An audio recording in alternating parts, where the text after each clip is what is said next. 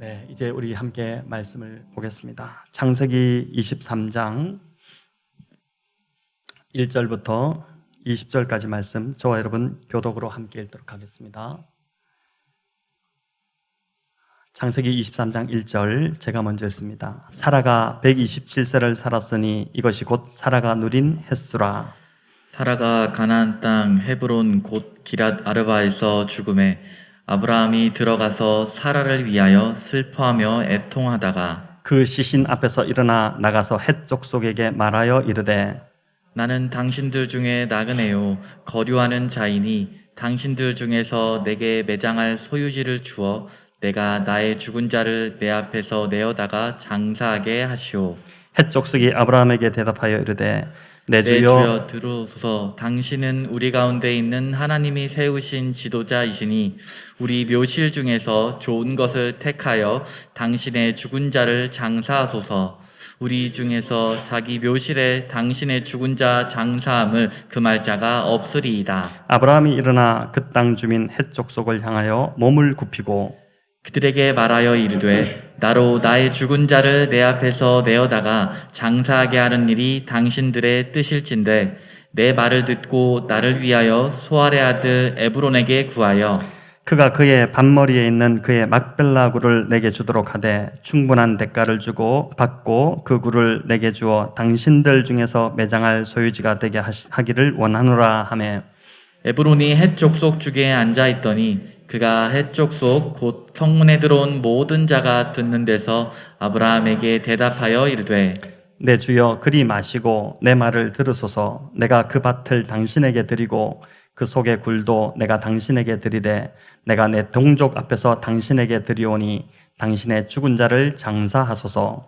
아브라함이 이에 그 땅의 백성 앞에서 몸을 굽히고 그 땅의 백성이 듣는 데서 에브론에게 말하여 이르되 당신이 합당히 여기면 청하건대 내 말을 들으시오. 내가 그대 그 밭 값을 당신에게 주리니 당신은 내게서 받으시오. 내가 나의 죽은 자를 거기 장사하겠노라. 에브론이 아브라함에게 대답하여 이르되 내 주여 내 말을 들으소서. 땅값은 은 400세겔이나 그것이 나와 당신 사이에 무슨 문제가 되리이까. 당신의 죽은 자를 장사하소서. 아브라함이 에브론의 말을 따라 에브론이 헷 족속이 듣는 데서 말한 대로 상인이 통용하는 은 400세겔을 달아 에브론에게 주었더니 마므레 앞 막벨라에 있는 에브론의 밭 곧 그 밭과 거기에 속한 굴과 그 밭과 그 주위에 둘린 모든 나무가 성문에 들어온 모든 헷 족속이 보는 데서 아브라함의 소유로 확정된지라. 그 후에 아브라함이 그 안에 사라를 가나안 땅 마므레 앞 막벨라 밭 굴에 장사하였더라. 마므레는 곧 헤브론이라. 이와 같이 그 밭과 거기에 속한 굴이 헷 족속으로부터 아브라함이 매장할 소유지로 확정되었더라. 아멘. 자, 오늘 창세기 23장을 가지고 값을 치른 이유라는 제목으로 하나님의 은혜를 우리 함께 받고자 합니다. 오늘 본문은 이제 아브라함이 아내 사라를 장사 지내는 그러한 내용입니다. 1절은 사라가 127세를 살았으니 이것이 곧 사라가 누린 햇수라 이렇게 합니다. 사라가 65세에 아브라함을 따라서 갈대아 우르 그의 고향을 떠나 이제 가나안 땅으로 들어왔고 이민을 온 것이죠. 가나안 땅에서 그가 62년을 살고 죽은 것입니다. 모세가 지었다고 알려진 시편 90편은 인생의 유한함을 이렇게 노래하고 있습니다. 우리 같이 한번 읽어보겠습니다. 우리의 평생이 순식간에 다하였나이다. 우리의 연수가 70이요 강간하면 80이라도 그 연수의 자랑은 수고와 슬픔뿐이요 신속기간이 우리가 날아가나이다. 아멘. 자, 여기 우리의 평생이 순식간에 다하였나이다 라는 이 모세의 고백이 참 깊이 와닿지 않습니까? 인생의 연수가 70이고 강건하면 80이라고 하는데 그것도 신속히 날아간다는 것이죠. 하루하루 정신없이 살다 보니까 50이 넘고 또 어느새 60이 넘고 그렇게 70이 되는 것입니다. 그런데 그나마 그 연수의 자랑이 수고와 슬픔뿐이다는 것이죠. 사라 역시 127년이라는 그 인생 세월을 살았지만 수고와 슬픔으로 점철된 그런 인생이었습니다. 하나님이 약속으로 주신 땅 가나안에 그녀가 들어와서 말 그대로 산전수전을 다 겪은 것입니다. 남편의 비겁함에 바로의 궁과 또 그랄왕 아비멜렉의 궁으로 2번이나 끌려가기도 했었고, 또 자식이 없어서 오랜 시간 참 마음고생을 했었습니다. 또 몸종 하가를 통해 어쩌다가 아들을 참 낳기는 했지만 그 일로 인해 그녀가 받은 관시는 이루 말할 수 없었습니다.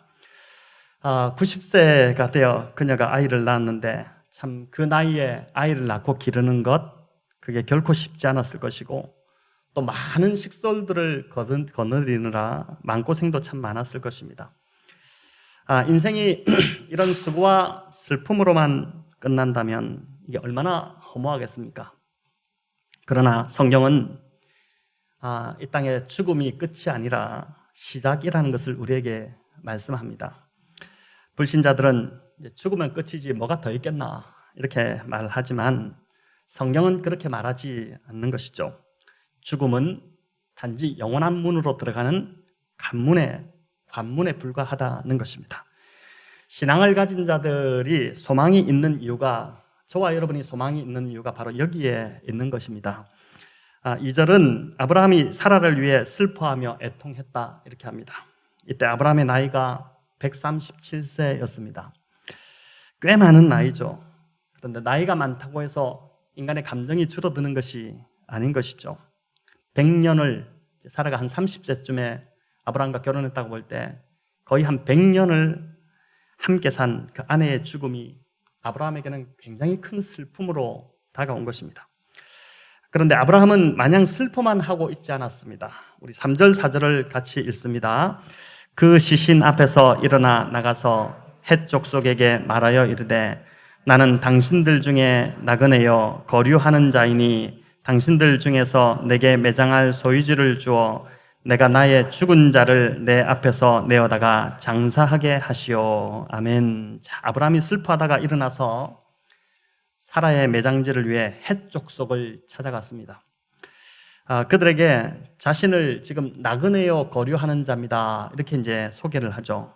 아브라함이 가나안 땅에 산 지가 벌써 62년입니다. 이민을 가더라도 60년이 넘으면 영주권을 받는 것은 물론이고 시민권까지 아마 받아서 그 땅 시민이 충분히 되고도 남지 않습니까? 그런데 여전히 아브라함은 자신을 나그네요 거류하는 자다고 이제 고백을 하는 것이죠. 히브리서 11장은 이를 이렇게 설명을 하고 있습니다. 히브리서 11장 13절에서 14절 우리 같이 읽겠습니다. 이 사람은 다 믿음을 따라 죽었으며 약속을 받지 못하였으되 그것들을 멀리서 보고 환영하며 또 땅에서는 외국인과 나그네임을 증언하였으니 그들이 이같이 말하는 것은 자기들이 본향 찬 자임을 나타냄입니다. 아멘. 자, 아브라함을 포함한 믿음의 선배들의 특징, 그들의 특징은 하나같이 자신을 이 땅에서 외국인과 나그네로 그렇게 여기며 살아갔다는 것입니다. 이 말은 이들이 이 땅에 소망을 두지 않았다는 것이죠. 지금 내가 살고 있는 이곳이 본향이 아니라 돌아갈 본향이 있음을 믿고 우리 믿음의 선진들이 그렇게 살아갔다는 것입니다. 또 15절 16절은 이렇게 말씀합니다. 같이 읽어볼까요? 그들이 나온 바 본향을 생각하였더라면 돌아갈 기회가 있었으려니와 그들이 이제는 더 나은 본향을 사모하니 곧 하늘에 있는 것이라.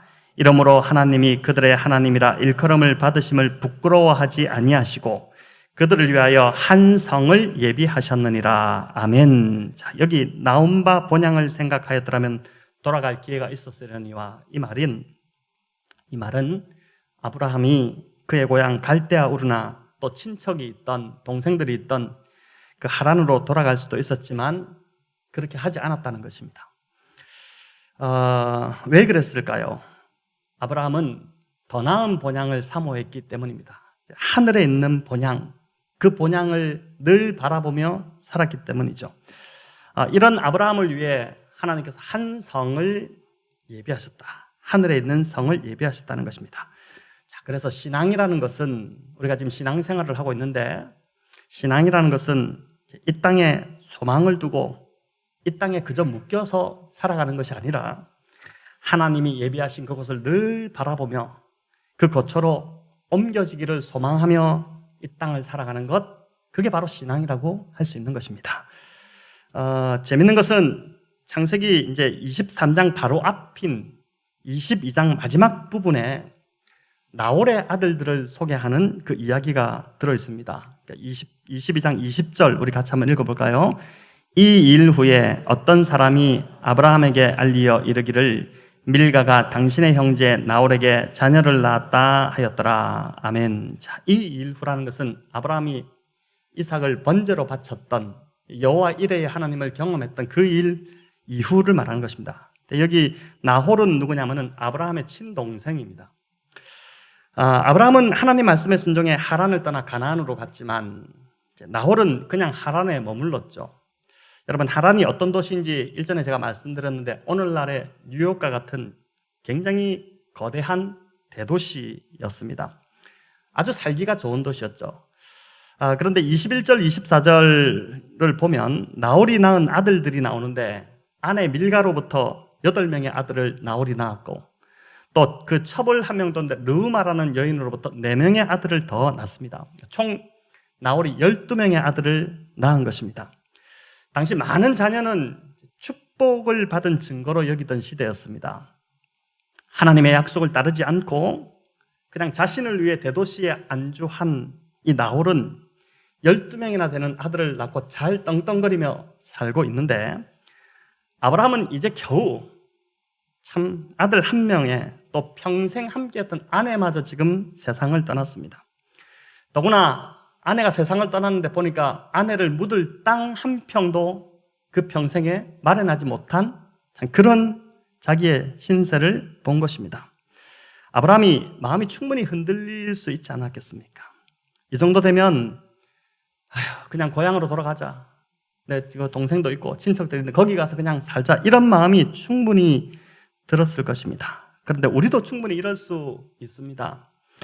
예수님 안 믿는 자들하고 안 믿는 자들은 하고 싶은 거 다 하면서 살아도 보니까 다 잘 풀리는 것 같고 시집도 가고 장가도 가고 집도 사고 다 하는데 예수 믿고 헌신한 나는 여전히 시련이 참 끊이지 않을 때 예수 믿는 게 도대체 무슨 의미가 있을까?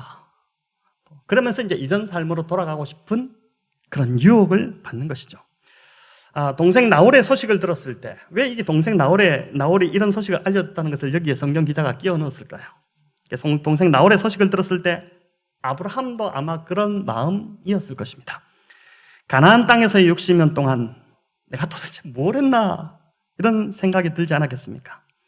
땅에 묶여 살면 땅의 것에 우리가 묶여 살면 충분히 이런 상황에서 흔들릴 수 있는 것이죠. 소유에 묶이고 인기에 묶이고 명예에 묶이다 보면 땅의 것에 이렇게 묶이다 보면 내가 지금까지 뭐 했나 하는 생각이 찾아오는 것입니다. 하지만 아브라함은 이 땅을 잠시 머무르는 곳으로 생각을 했었고 더 나은 본향, 하늘에 있는 본향을 늘 히브리서 기자가 증거하고 있듯이 그렇게 바라보았기 때문에 이번에도 아브라함은 바른 믿음의 선택을 하게 됩니다. 앞장 22장에서 독자 이삭을 번제로 바치라는 그 믿음의 시험 앞에서 그가 그 시험을 잘 통과했듯이 아내의 죽음으로 찾아온 이 혹독한 시련, 이 시련도 그가 지금 믿음으로 통과하고자 하는 것입니다. 사라의 매장지를 요구한 아브라함의 이 요청을 했죠. 헷 족속이 이제 대답을 하는데 5절과 6절입니다. 우리 같이 한번 읽어볼까요? 헷 족속이 아브라함에게 대답하여 이르되 내 주여 들으소서. 당신은 우리 가운데 있는 하나님이 세우신 지도자이시니 우리 묘실 중에서 좋은 것을 택하여 당신의 죽은 자를 장사하소서.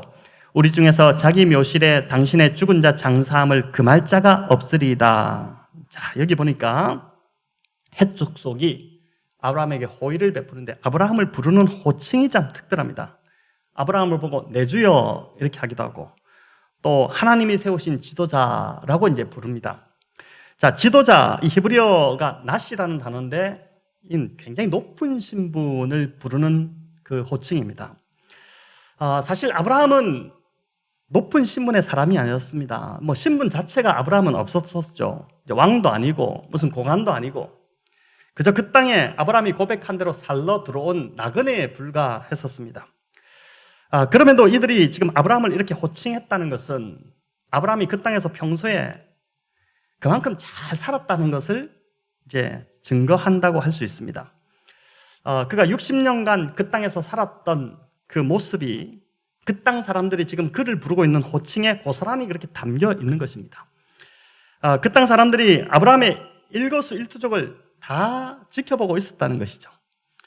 아브라함이 가는 곳마다 제단을 쌓고 예배를 드렸던 그 모습도 그들이 보았고, 또 조카 롯과 헤어질 때도 아브라함이 양보하면서 이렇게 헤어지는 참 아름다운 모습도 그들이 보았었고, 또 사로잡혀간 롯을 참 목숨 걸고 구해오는 그 모습도 지켜보았습니다. 또 그돌라오멜 그 북방 연합군을 무찌르고 전리품을 아브라함이 참 산더미가 짓게 찾아왔었는데, 그때도 아브라함이 어떻게 합니까? 자신의 것을 하나도 가지지 않죠. 하나님 그 멜기세덱의 11조 드리고 그 다음에 다 흩어서 다 나눠버리고 자기는 일체 가지지 않는, 그래서 재물에 저 사람은 정말 욕심이 없는 사람이다는 것을 그 주변 사람들이 다 지켜보고 있었던 것입니다. 여러분, 저와 여러분도 마찬가지입니다. 사람들이 우리를 안 보는 것 같지만 다 보고 듣고 있습니다. 직장에서 비춰지는 우리의 모습을 직장 동료들이 다 보고 있고, 또 제가 이 동네에 살면서도 느끼는 건데, 몇 년을 이제 같이 살다 보니까 저도 다른 사람들이 이렇게 보이기 시작하고, 또 사람들도 저를 이렇게 다 보고 있습니다. 이제 목사인 걸 말하지 않았는데도 이제는 제가 목사인 거를 저희 동네 사람들 다 알고 있는 것입니다. 삶이 다 비춰지는 것이죠. 또 아브라함은 자신의 정체성과 부르심을 바르게 인식하고 있었기 때문에 이제 그가 어디를 가든지 누구를 만나든지 사람들에게 복이 되고자 참 많이 그렇게 힘썼고, 그런 그의 마음과 태도가 주변 사람들에게 고스란히 그렇게 전해졌던 것입니다.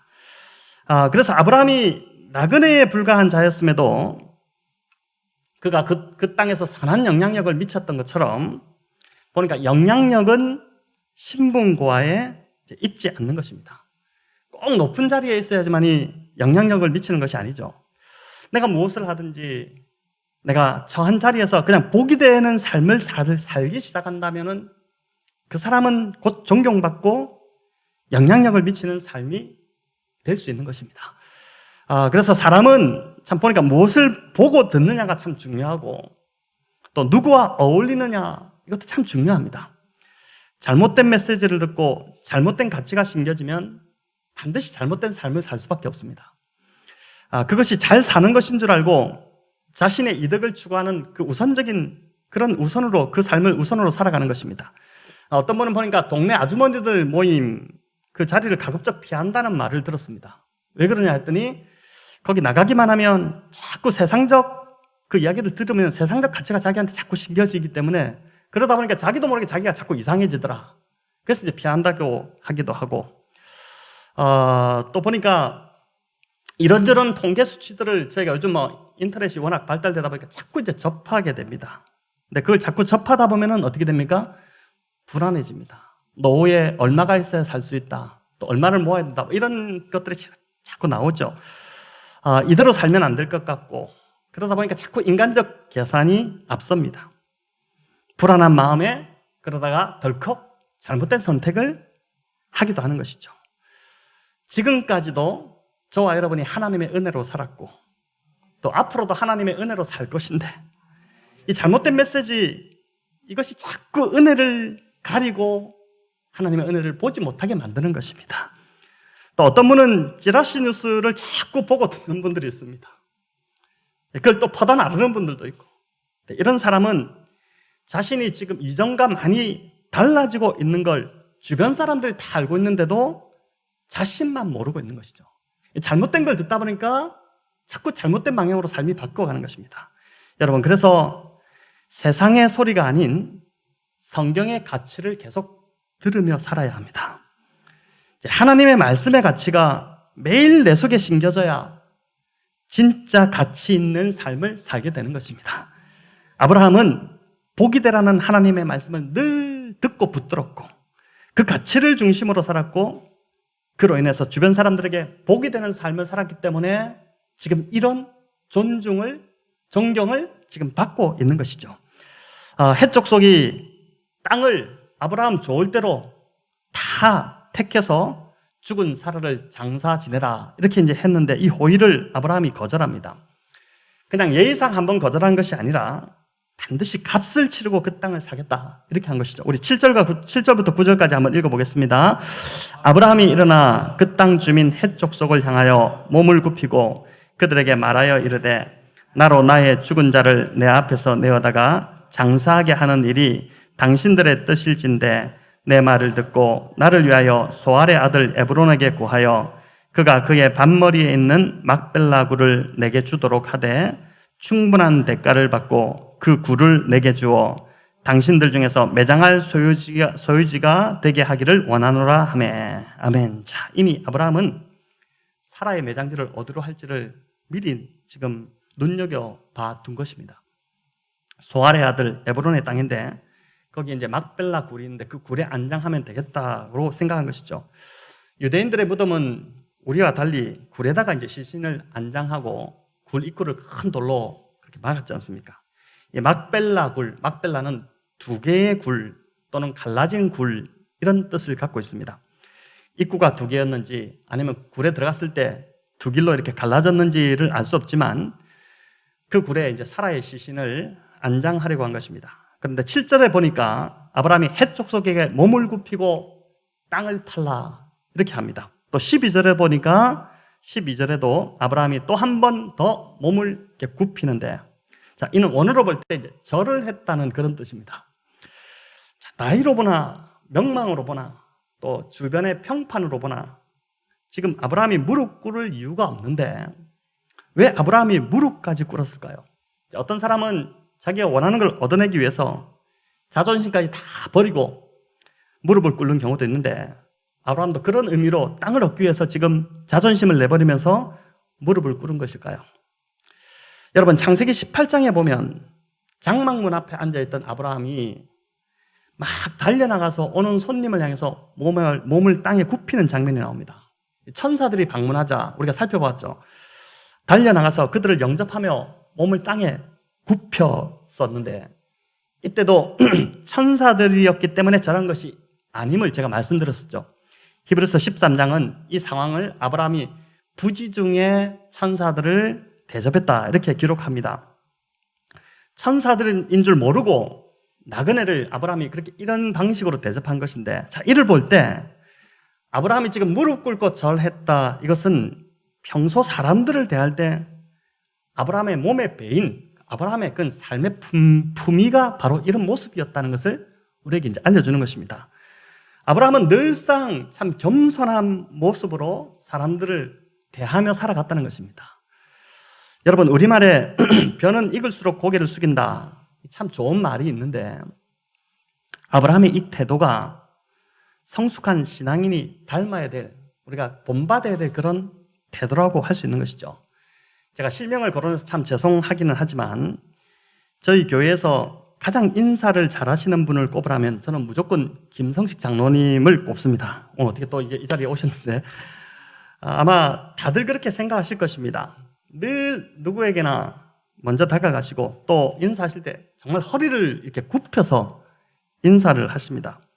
그러니까 제가 장로님을 뵐 때마다 참 저렇게 하시기도 쉽지 않을 텐데 진짜 나보다 남을 낮게 여기라는 그 빌립보서의 말씀을 그대로 장로님 안에 가지고 그대로 살고 계시는 분이시구나 이런 생각을 합니다.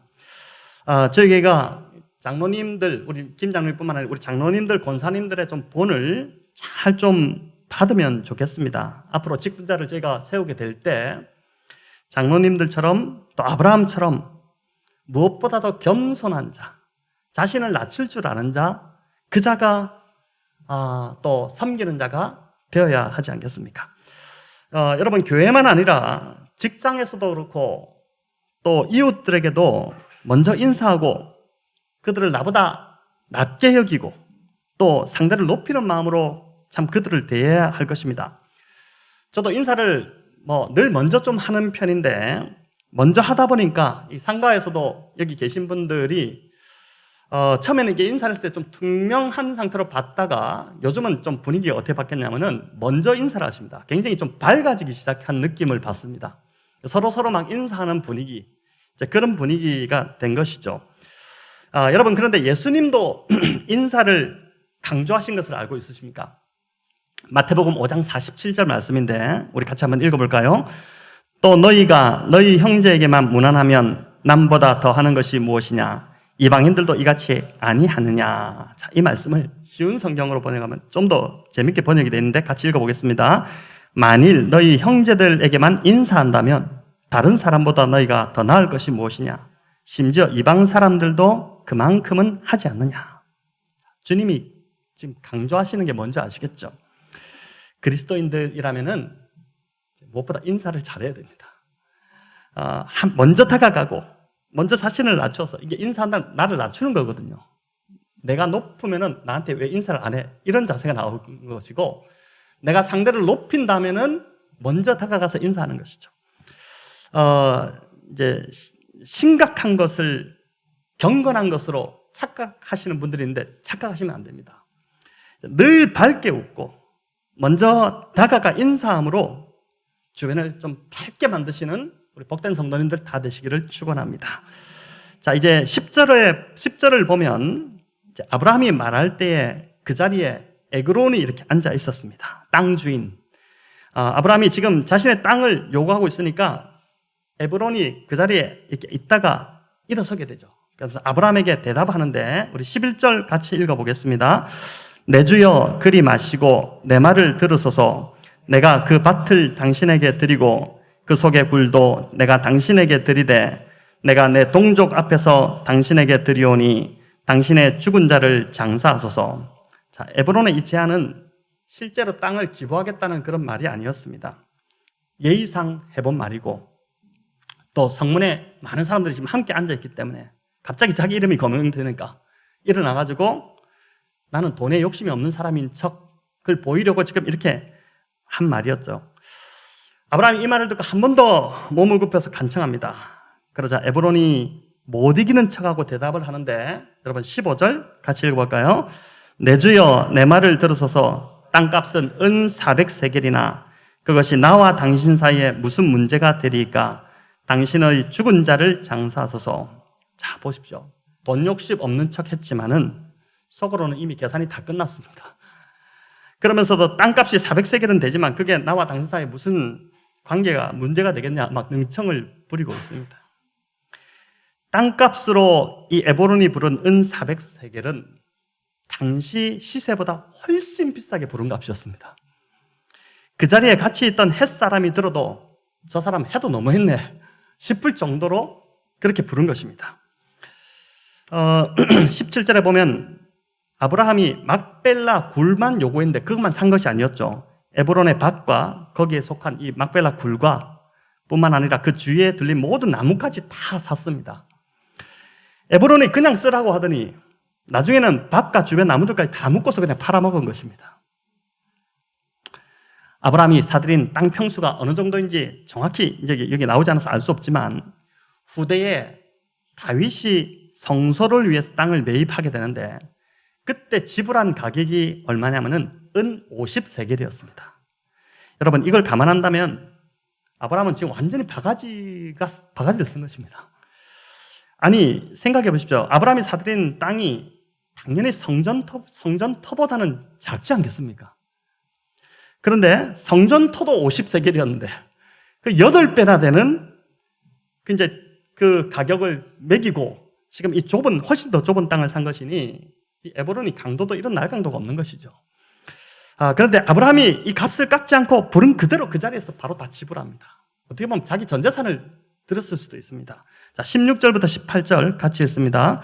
아브라함이 에브론의 말을 따라 에브론이 헷 족속이 듣는 데서 말한 대로 상인이 통용하는 은 400세겔을 달아 에브론에게 주었더니 마므레 앞 막벨라에 있는 에브론의 밭, 곧 그 밭과 거기에 속한 굴과 그 밭과 그 주위에 둘린 모든 나무가 성문에 들어온 모든 헷 족속이 보는 데서 아브라함의 소유로 확정된지라. 아멘. 자, 땅을 산 아브라함의 모습과 지금 땅을 판 햇사람 에브론의 모습이 너무 대조가 되고 있지 않습니까?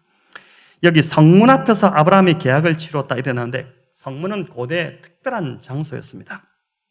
재판이 주로 이 성문에서 이루어졌고, 그리고 중요한 계약은 다 성문에서, 룻게도 보면은 성문에서 이제 그 보아스가 또 다른 아무개에게 기업을 물으겠느냐 이렇게 묻지 않습니까?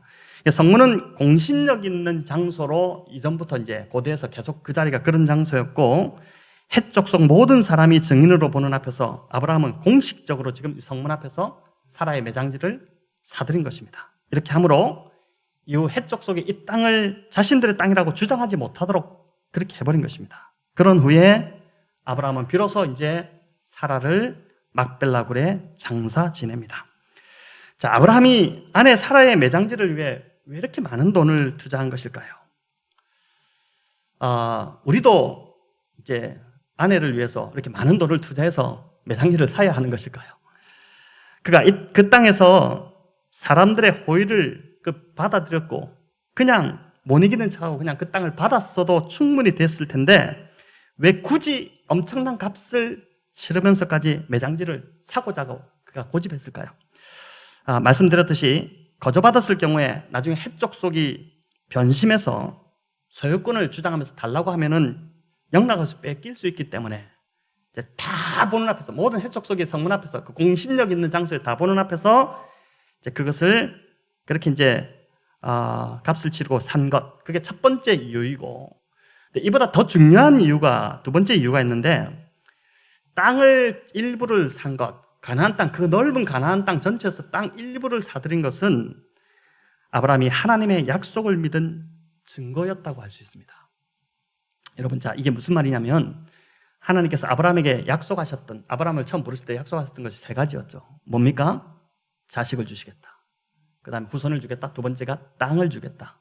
세 번째가 복을 주겠다 였습니다.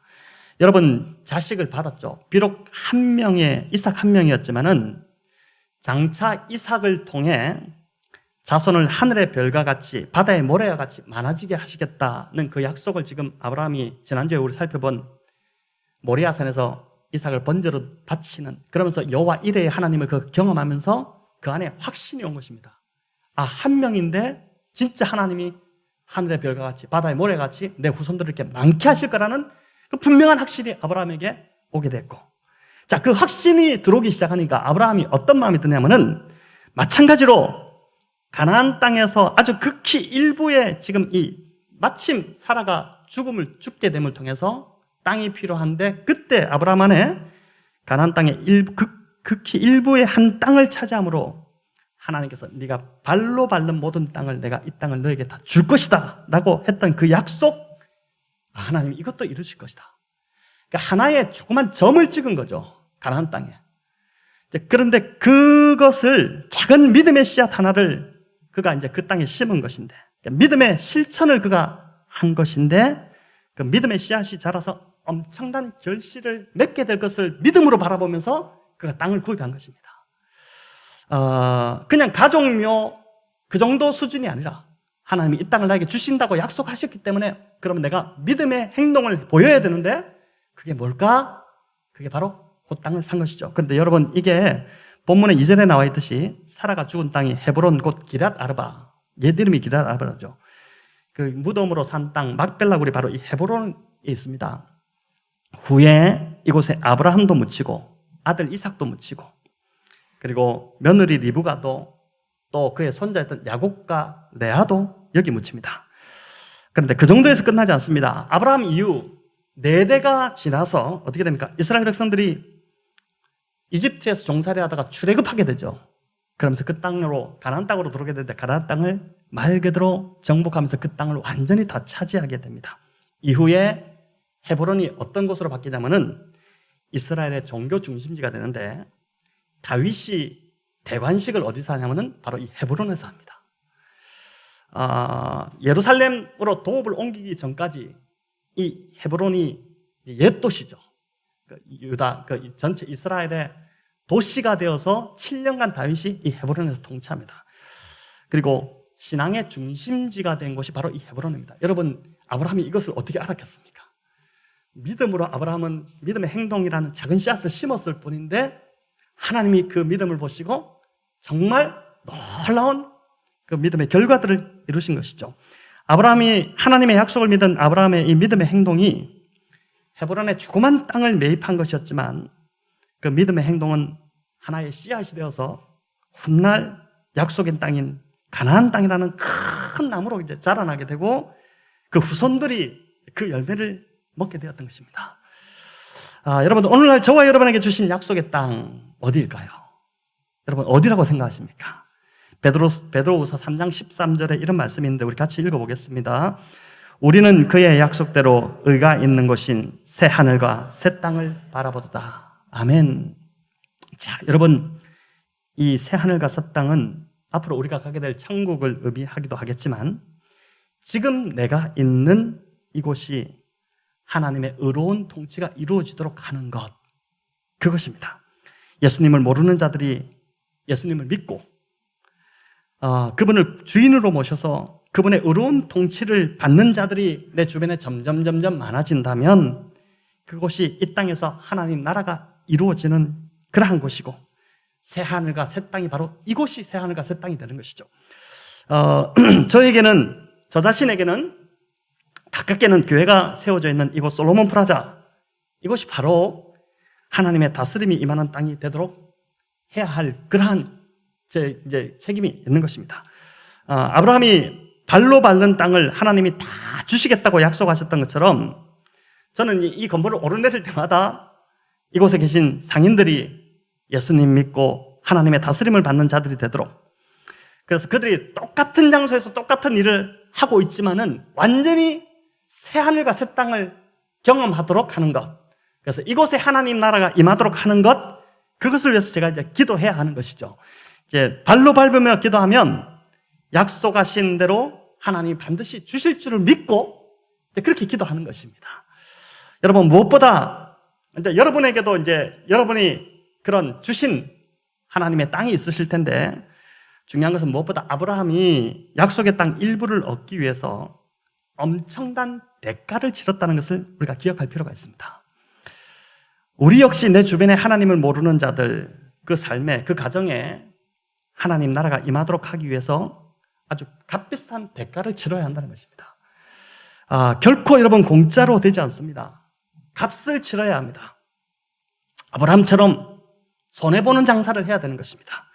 영혼 구원을 위해 내가 가진 것을 쏟아 부을 때 시간과 물질과 나의 노력과 에너지와 이 모든 것들을 쏟아 부을 때 세상 사람들이 볼 때는 도저히 저 사람 뭐 하나? 좀 바보 같은 짓을 하나? 이렇게 이해되지 못할 수 있겠지만은 그러나 복음을 들은 그 한 사람의 인생에 하나님 나라가 임하는 것, 여러분 그것을 보기 위해서 그 대가가 무엇이든 간에 저와 여러분이 값을 치르는 그 삶을 살아야 한다는 것이죠.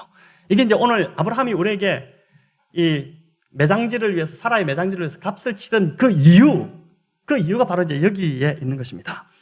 찬송가 311장 내 너를 위하여, 이 찬양인데 이 후렴구가 참 우리를 찌릅니다. 널 위해 몸을 주건만 너 무엇 주느냐? 내 몸을 희생했건만 너 무엇 하느냐? 내 죄를 대속했건만 너 무엇 하느냐? 4절은 이것이 귀중하건만 너 무엇 하느냐? 무엇 주느냐?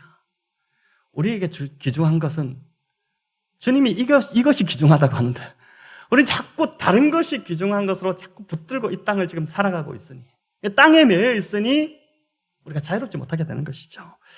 여러분, 주님은 우리를 위해서 십자가에서 완전히 대가를 다 치르셨습니다. 가장 큰 대가를 치르셨습니다. 그렇기 때문에 이제는 저와 여러분이 대가를 치를 차례인 것입니다. 성도 여러분, 하나님이 우리를 부르시고 복 주신 이유가 그저 나 하나 잘 먹고 잘 살라고 그렇게 부르지 않으셨다는 것을 기억하셔야 할 것입니다. 내 주변의 사람의 그 인생에 하나님 나라가 임하게 하기 위해서 믿음으로 대가를 치르시는 성도님들 되시기를 바랍니다.